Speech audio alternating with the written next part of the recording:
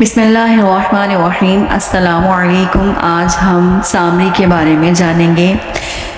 یہ حضرت موسیٰ علیہ السلام کے دور میں جادوئی فریب نے زمین کو لپیٹ میں لے لیا۔ سامری جادوگر بیسیکلی کس طرح کا انسان تھا، اس کی ماں کون تھی، اس کی پرورش کس نے کی تھی، اس کا حضرت جبرائیل علیہ السلام سے کیا تعلق تھا، یہ سب کچھ ہم اس ویڈیو میں جانیں گے۔ ایک سنہری بچڑا جسے چلاک سامری نے تیار کیا تھا بنی اسرائیل کو مسحور کرنے کے لیے، اس کو گمراہ کرنے کے لیے۔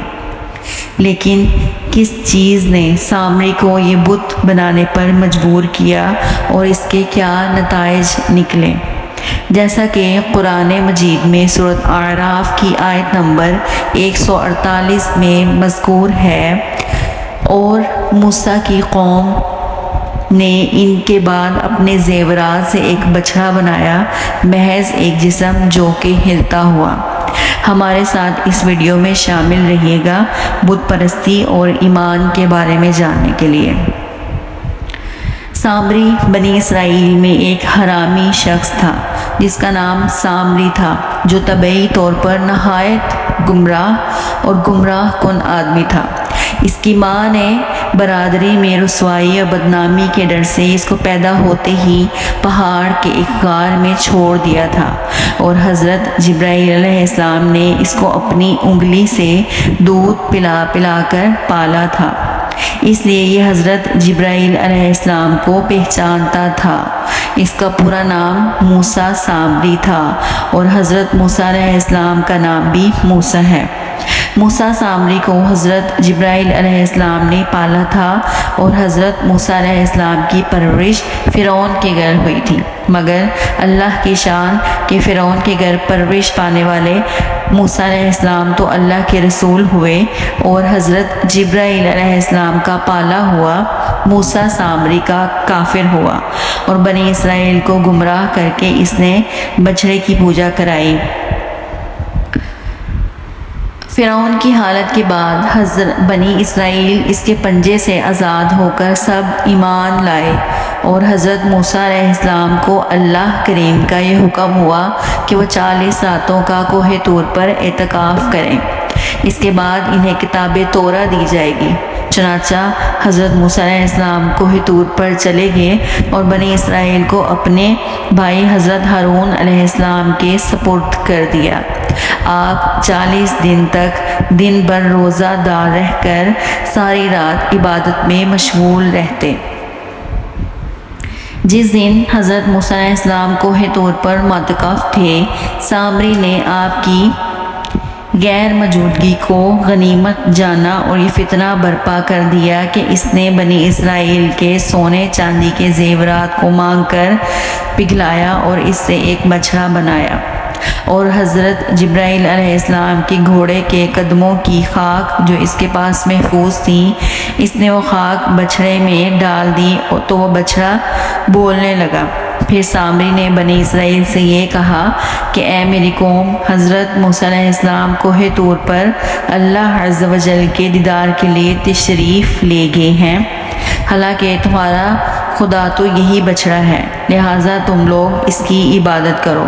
سامری کی اس تقریر سے بنی اسرائیل گمراہ ہو گئے، اور 12,000 آدمیوں کے سوا ساری قوم نے چاندی سونے کے بچڑے کو بولتا دیکھ کر اس کو خدا مان لیا اور اس کے آگے سجدہ ریز ہو گئے، اس بچڑے کو پوجنے لگے۔ اللہ عز و جل کا ارشاد ہوا، اور موسیٰ کے بعد اس کی قوم اپنے زیوروں سے ایک بچڑا بنایا بیٹھی بے جان کا دھڑ گائے اس کی طرح کا آواز کرتا۔ جب 40 دنوں کے بعد حضرت موسیٰ علیہ السلام اللہ عز و جل سے ہم کلام ہو کر تورات شریف ساتھ لے کر بستی میں تشریف لائے اور قوم کو بچڑا پوجتے ہوئے دیکھا، تو آپ پر بے حد غضب و جلال طاری ہو گیا۔ آپ نے جوش غضب میں تورات شریف کو زمین پر ڈال دیا اور اپنے بھائی حضرت ہارون علیہ السلام کی داڑھی اور سر کے بال پکڑ کر گھسیٹنا اور مارنا شروع کر دیا، اور فرمانے لگے کہ کیوں تم نے ان لوگوں کو اس کام سے روکا نہیں؟ حضرت ہارون علیہ السلام معذرت کرنے لگے جیسا کہ قرآن مجید میں ہے،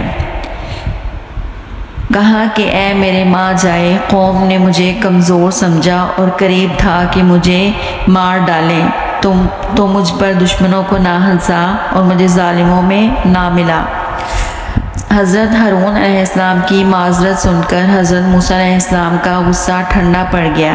اس کے بعد آپ نے اپنے بھائی حضرت ہارون علیہ السلام کے لیے رحمت اور مغفرت کی دعا فرمائی۔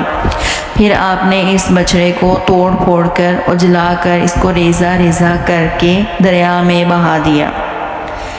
اس واقعے سے ہمیں ہدایت ملتی ہے کہ اس سے علماء کرام کو یہ سبق ملتا ہے کہ علماء کرام کو کبھی اپنے مذہب کے عوام کی طرف سے غافل نہیں رہنا چاہیے، بلکہ ہمیشہ عوام کو مذہبی باتیں بتاتے رہنا چاہیے۔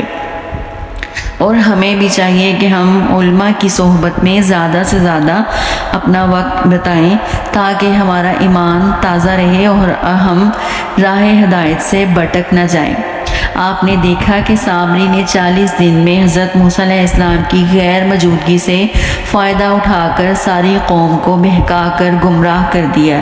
اس طرح اگر علماء اپنی قوم کی ہدایت و خبرگیری سے غافل رہیں تو بد مذہبوں کو موقع مل جائے گا ان لوگوں کو بہکا کر گمراہ کر دیں۔ حضرت جبرائیل علیہ السلام کے گھوڑے کے پاؤں کی خاک جب یہ اثر تھا کہ بچڑے کے منہ میں پڑتے ہی بچڑا بولنے لگا، تو اس سے معلوم ہوا کہ اللہ والوں کے قدموں کے نیچے کی خاک میں بھی خیر و برکت کے اثرات ہوا کرتے ہیں۔ لہٰذا ہمیں اللہ والے ولیوں اور اللہ کے بندوں کی صحبت میں رہنے کی توفیق دی اور ہمیں ان کی خدمت کرنے کی اور ان کو سمجھنے کی اور ان سے پیار محبت اور ان کی عزت کرنے کی بھی توفیق دے، اور اللہ تعالی ہمیں دین کو سمجھنے کی اور اپنے دین کی خوبصورتی کو سمجھنے کی توفیق عطا فرمائے۔ آمین یا رب العالمین۔